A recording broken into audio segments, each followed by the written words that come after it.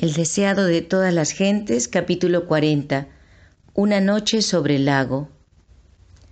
Sentada sobre la llanura cubierta de hierba, en el crepúsculo primaveral, la gente comió los alimentos que Cristo proveyera. Las palabras que habían oído ese día les habían llegado como la voz de Dios. Las obras de sanidad que habían presenciado eran de tal carácter que únicamente el poder divino podía realizarlas. Pero el milagro de los panes llamó la atención de cada uno en esa vasta muchedumbre. Todos habían participado de su beneficio. En los días de Moisés, Dios había alimentado a Israel con maná en el desierto. ¿Y quién era éste que los había alimentado ese día, sino el ser que había sido anunciado por Moisés? Ningún poder humano podía crear de 5 panes de cebada y 2 pescaditos suficiente alimento como para alimentar a miles de personas hambrientas. Y se decían unos a otros: este verdaderamente es el profeta que había de venir al mundo. Durante todo el día, esta convicción se había fortalecido. Ese acto culminante les aseguraba que entre ellos se encontraba el libertador durante tanto tiempo esperado. Las esperanzas de la gente iban en aumento cada vez más. Él era quien haría de Judea un paraíso terrenal, una tierra que fluyese leche y miel. Él podía satisfacer todo deseo. Él podía quebrantar el poder de los odiados romanos. Él podía librar a Judá y Jerusalén. Él podía curar a los soldados heridos en batalla. Él podía suministrar alimento a ejércitos enteros. Él podía conquistar a las naciones y dar a Israel el dominio tanto tiempo anhelado. En su entusiasmo, la gente está lista para coronarlo rey inmediatamente. Ven que él no hace esfuerzos por llamar la atención a sí mismo o para procurarse honores. En esto es esencialmente diferente de los sacerdotes y príncipes. Y los presentes temen que nunca haga valer su derecho al trono de David. Consultando entre sí, se ponen de acuerdo en tomarlo por la fuerza y proclamarlo Rey de Israel. Los discípulos se unen a la multitud para declarar que el trono de David es herencia legítima de su maestro. Es la modestia de Cristo, dicen, lo que lo hace rechazar tal honor. Que la gente exalte a su libertador, que los arrogantes sacerdotes y príncipes se vean obligados a honrar al que viene revestido con la autoridad de Dios. Con premura se disponen a llevar a cabo su propósito, pero Jesús ve lo que se está tramando y entiende, como no lo pueden hacer ellos. ¿Cuál será el resultado de un movimiento tal? Inclusive, los sacerdotes y príncipes ya están buscando su vida. Lo acusan de apartar a la gente de ellos. La violencia y la insurrección seguirían a un esfuerzo hecho para colocarlo sobre el trono, y la obra del reino espiritual quedaría estorbada. Sin dilación, el movimiento debe ser detenido, llamando a sus discípulos Jesús les ordena que tomen el bote y vuelvan enseguida a Capernaum, dejándolo a él despedir a la gente. Nunca antes había parecido tan imposible cumplir una orden de Cristo. Los discípulos habían esperado durante largo tiempo un movimiento popular que pusiese a Jesús en el trono.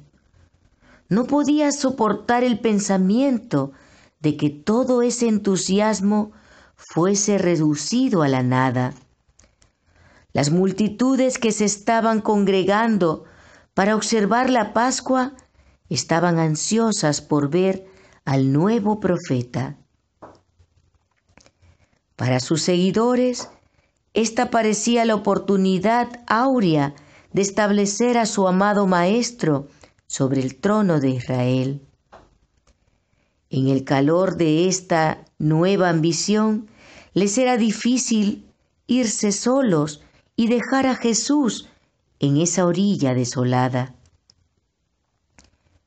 Protestaron contra tal disposición, pero entonces Jesús les habló con una autoridad que nunca había asumido para con ellos. Sabían que cualquier oposición ulterior de su parte sería inútil, y en silencio se volvieron hacia el mar. Luego Jesús ordenó a la multitud que se dispersase, y su actitud era tan decidida que nadie se atrevió a desobedecer. Las palabras de alabanza y de exaltación murieron en sus labios. En el mismo acto de adelantarse para tomarlo, sus pasos se detuvieron y se desvanecieron las miradas alegres y anhelantes de sus rostros. En esa muchedumbre había hombres de voluntad fuerte y determinación firme, pero el porte regio de Jesús y sus pocas y tranquilas palabras de orden aquietaron el tumulto y frustraron sus designios. Reconocieron en él un poder superior a toda autoridad terrenal y sin una pregunta se sometieron. Cuando fue dejado solo, Jesús subió al monte a orar aparte. Durante horas continuó intercediendo ante Dios. No oraba por sí mismo, sino por los hombres. Pedía poder para revelarles el carácter divino de su misión, para que Satanás no cegase su entendimiento y pervirtiese su juicio. El Salvador sabía que sus días de ministerio personal en la tierra estaban casi terminados y que pocos lo recibirían como su Redentor. Con el alma fatigada y afligida, oró por sus discípulos. Ellos serían intensamente probados. Las esperanzas que por mucho tiempo acariciaran, basadas en un engaño popular, habrían de frustrarse de la manera más dolorosa y humillante. En lugar de su exaltación al trono de David, serían testigos de su crucifixión. Por cierto, esta sería su verdadera coronación, pero ellos no lo discernían, y en consecuencia les sobrevendrían fuertes tentaciones que les sería difícil reconocer como tales. Sin el Espíritu Santo para iluminar la mente y ampliar la comprensión, la fe de los discípulos fallaría. A Jesús le dolía que el concepto que ellos tenían de su reino estuviese tan limitado al engrandecimiento y los honores mundanales. Pesaba sobre su corazón la preocupación que sentía por ellos y derramaba sus súplicas con amarga agonía y lágrimas. Los discípulos no habían abandonado inmediatamente la tierra, como Jesús les había indicado. Aguardaron un tiempo, esperando que Él viniese con ellos. Pero al ver que las tinieblas los rodeaban, prestamente, entrando en una barca, iban cruzando el mar hacia Capernaum. Habían dejado a Jesús descontento en su corazón, más impacientes con Él que nunca antes, desde que lo reconocieran como su Señor. Murmuraban porque no les había permitido proclamarlo rey. Se culpaban por haber cedido con tanta facilidad a su orden. Razonaban que si hubiesen sido más persistentes, podrían haber logrado su propósito. La incredulidad estaba posesionándose de su mente y corazón. El amor a los honores los cegaba. Sabían que Jesús era odiado de los fariseos y anhelaban verlo exaltado como les parecía que debía serlo. Estar unidos con un maestro que podía realizar grandes milagros y sin embargo ser vilipendiados como engañadores era una prueba difícil de soportar. ¿Habían de ser tenidos siempre por seguidores de un falso profeta? ¿No habría nunca de asumir Cristo su autoridad como rey? ¿Por qué no se revelaba en su verdadero carácter el que poseía tal poder y así hacía su senda menos dolorosa? ¿Por qué no había salvado a Juan el Bautista de una muerte violenta? Así razonaban los discípulos hasta que atrajeron sobre sí grandes tinieblas espirituales. Se preguntaban, ¿podía ser Jesús un impostor, según aseveraban los fariseos? Ese día los discípulos habían presenciado las maravillosas obras de Cristo. Parecía que el cielo había bajado a la tierra. El recuerdo de ese día precioso y glorioso debiera haberlos llenado de fe y esperanza. Si de la abundancia de su corazón hubiesen estado conversando respecto a esas cosas, no habrían entrado en tentación. Pero su desilusión absorbía sus pensamientos. Habían olvidado las palabras de Cristo: recoged los pedazos que sobraron, para que no se pierda nada. Esas habían sido horas de gran bendición para los discípulos, pero las habían olvidado. Estaban en medio de aguas agitadas. Sus pensamientos eran tempestuosos e irrazonables, y el Señor les dio entonces otra cosa para afligir sus almas y ocupar sus mentes. Dios hace con frecuencia esto cuando los hombres se crean cargas y dificultades. Los discípulos no necesitaban hacerse dificultades. El peligro se estaba acercando rápidamente. Una violenta tempestad estaba por sobrecogerles y ellos no estaban preparados para ella. Fue un contraste repentino, porque el día había sido perfecto y cuando el huracán los alcanzó, sintieron miedo. Olvidaron su desafecto, su incredulidad, su impaciencia. Cada uno se puso a trabajar para impedir que el barco se hundiese. Por mar era corta la distancia que separaba a Betsaida del punto donde esperaban encontrarse con Jesús. Y en un clima normal, el viaje requería tan solo unas horas, pero ahora eran alejados cada vez más del punto escogido. Hasta la cuarta vela de la noche lucharon con los remos. Luego los hombres cansados se dieron por perdidos. En la tempestad y las tinieblas, el mar les había enseñado cuán desamparados estaban y anhelaron la presencia de su Maestro. Jesús no los había olvidado. El que velaba en la orilla vio a esos hombres que, agobiados de temor, luchaban contra la tempestad. Ni por un momento perdió de vista a sus discípulos.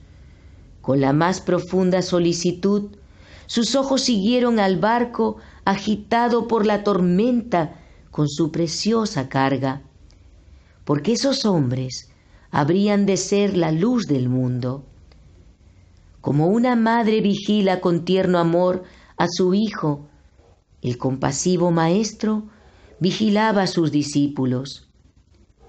Cuando sus corazones estuvieron subyugados, apagada su ambición no santa, y en humildad oraron pidiendo ayuda, les fue concedida.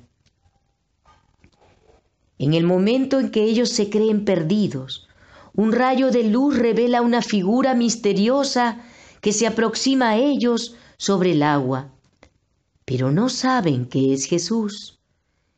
Tienen por enemigo al que viene en su ayuda. El terror se apodera de ellos. Las manos que habían asido los remos con músculos de hierro los sueltan. El barco se mece al impulso de las olas. Todos los ojos están fijos en esa visión de un hombre que camina sobre las espumosas olas de un mar agitado. Ellos piensan que es un fantasma que presagiaba su destrucción y gritan atemorizados. Jesús sigue avanzando, como si quisiera rebasarlos, pero lo reconocen y claman a él pidiéndole ayuda. Su amado Maestro se vuelve y su voz aquieta su temor. Tened ánimo, yo soy, no temáis. Tan pronto como pudieron dar crédito al hecho prodigioso, Pedro se sintió casi fuera de sí de gozo. Como si apenas pudiese creer, exclamó: Señor, si eres tú, manda que yo vaya a ti sobre las aguas. Y él dijo: ven. Mirando a Jesús, Pedro andaba con seguridad, pero cuando con satisfacción propia miró hacia atrás a sus compañeros que estaban en el barco, sus ojos se apartaron del Salvador.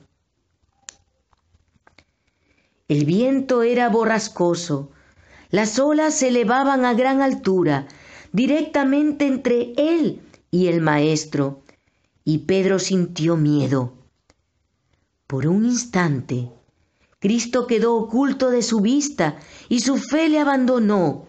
Empezó a hundirse, pero mientras las olas hablaban con la muerte, Pedro elevó sus ojos de las airadas aguas y fijándolos en Jesús exclamó: Señor, sálvame.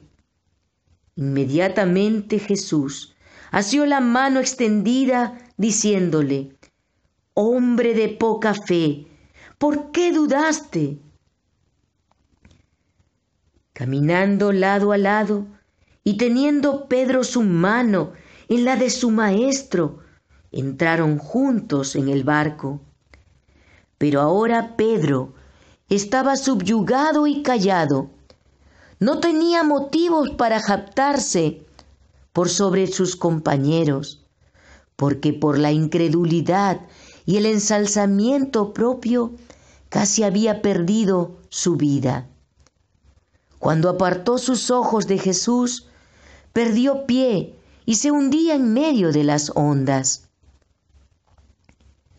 Cuando la dificultad nos sobreviene, ¿con cuánta frecuencia somos como Pedro? Miramos las olas en vez de mantener nuestros ojos fijos en el Salvador. Nuestros pies resbalan y las orgullosas aguas pasan por encima de nuestras almas. Jesús no le pidió a Pedro que fuera a él para que pereciera. Él no nos invita a seguirlo para luego abandonarnos. Dice: no temas, porque yo te redimí, te puse nombre, mío eres tú. Cuando pases por las aguas, yo seré contigo, y si por los ríos, no te anegarán. Cuando pases por el fuego, no te quemarás, ni la llama arderá en ti. Porque yo, Jehová, Dios tuyo, el Santo de Israel, soy tu Salvador. Jesús leía el carácter de sus discípulos. Sabía cuán intensamente debía ser probada su fe. En ese incidente sobre el mar, deseaba revelar a Pedro su propia debilidad, mostrarle que su seguridad estaba en depender constantemente del poder divino. En medio de las tormentas de la tentación, él podía caminar seguro, tan solo si desconfiando totalmente de sí mismo, fiaba en el Salvador. En el punto en que Pedro se creía fuerte, era débil. Y hasta que no discernió su debilidad, no pudo darse cuenta de su necesidad de depender de Cristo. Si hubiese aprendido la lección que Jesús trató de enseñarle en esa experiencia sobre el mar, no habría fracasado cuando le vino la gran prueba. Día tras día, Dios instruye a sus hijos. Por las circunstancias de la vida diaria, los está preparando para desempeñar su parte sobre ese escenario más amplio que su providencia les ha designado. Es el resultado de la prueba diaria lo que determina su victoria o su derrota en la gran crisis de la vida. Los que dejan de darse cuenta de que dependen constantemente de Dios serán vencidos por la tentación. Podemos suponer ahora que nuestros pies están seguros y que nunca seremos movidos. Debemos decir con confianza: yo sé a quién he creído. Nada quebrantará mi fe en Dios y en su palabra.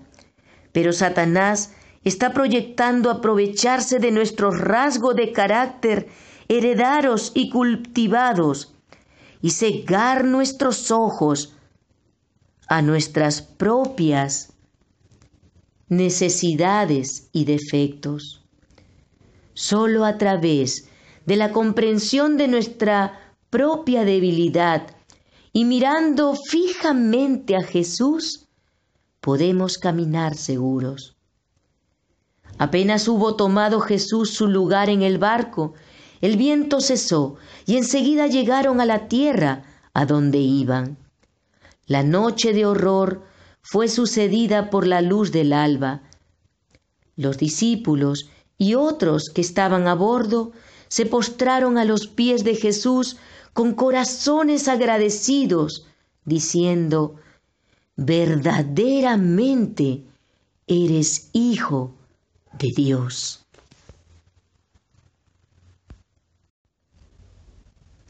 El deseado de todas las gentes, capítulo 40. Una noche sobre el lago.